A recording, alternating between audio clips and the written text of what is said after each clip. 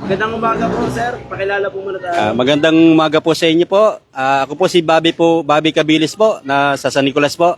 Ako po ang presidente po ng SN Group. Toda po dito sa San Nicolas po nakabase po kami.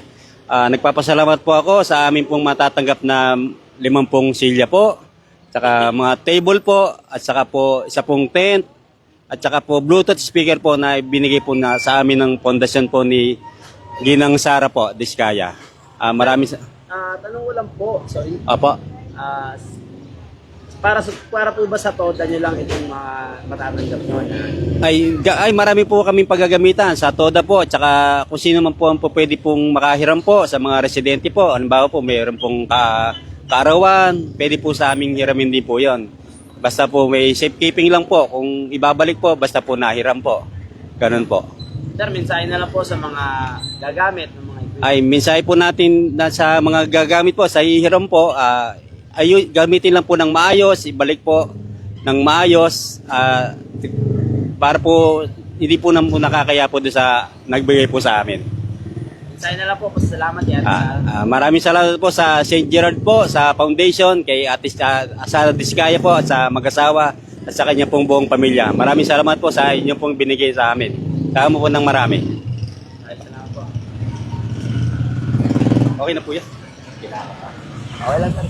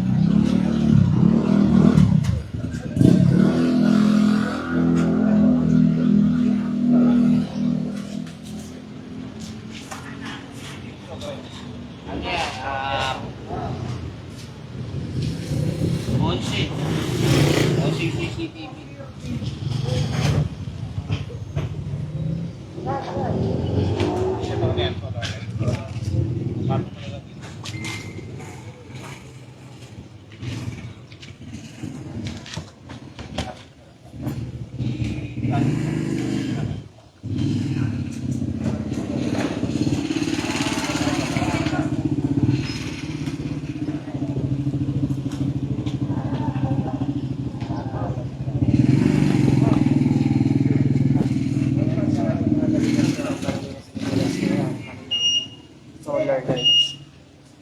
Siguro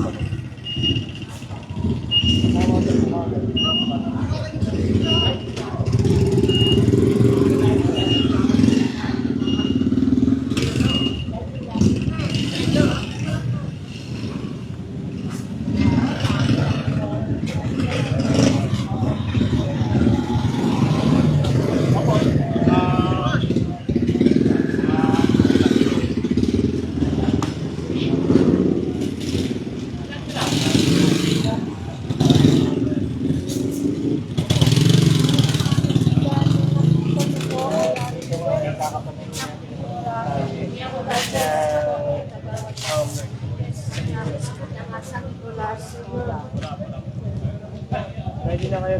Okay. Pakilala po muna kayo. Yes, good morning po. Ako po si JR Bedanya, ang Barangay Admin Officer Assistant ng Barangay San Nicolas. Ano po yung nangyayari po ngayon dito po? Sa ngayon po, meron pong turnover ang ating St. Gerard Charity sa pangunguna po ni Ate Sara Diskaya and Kuya Curly sa ating request na mga pole, street lights, tables, chairs. At the same time, meron din kasing request ang ating SN Toda. So, lahat naman ng request ay napagbigyan ng ating butiing soon-to-be Mayor of Pasig City, which is si Ate Sara Diskaya. Napansin po namin may mga solar light po tsaka CCTV. Saan nyo po ito gagamitin? Yes, actually, just to inform everybody, meron kami talagang mga CCTVs around the streets. Siyempre, ang ating butihing Kapitan Rigor Enriquez, mas gusto niya pang dumami at mapalawak ang mga CCTV lights para sa security ng bawat Pasigueño, hindi lang ng bawat San Nicoleños. At meron din po mga kagamitan para sa sports, para sa ano po yan? Yes, dito sa sports, as far as I know, request to ni Kagawad Rosel Blanco dahil mga kabataan ng San Nicolas ay mahilig sa sports. Kaya, so, tinugunan lang ni Kagawad Rosel ang mga request ng mga bola ng volleyball. May iba po.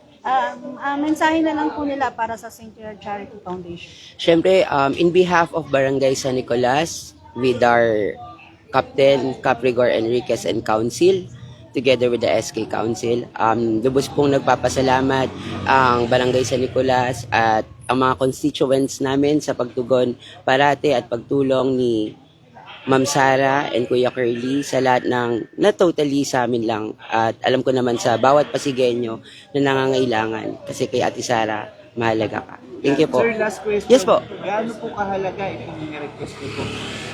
Sobrang halaga hindi lang sa amin nga sa barangay namin kasi usually sa iba't ibang may nagpupunta dito para magpa-review ng CCTV. So nakakatulong lang hindi lang ito para sa mga kalugar namin kundi sa kapwa karating na barangay na gustong magpa-review ng CCTV. Kaya nga sabi ko nga earlier, meron naman kaming CCTV pero mas gusto pang mapalawak ni Kapitan Rigor at iyon ay sa tulong ni Ate Sara Diskaya. Maraming salamat po. Maraming salamat Maraming po. salamat po.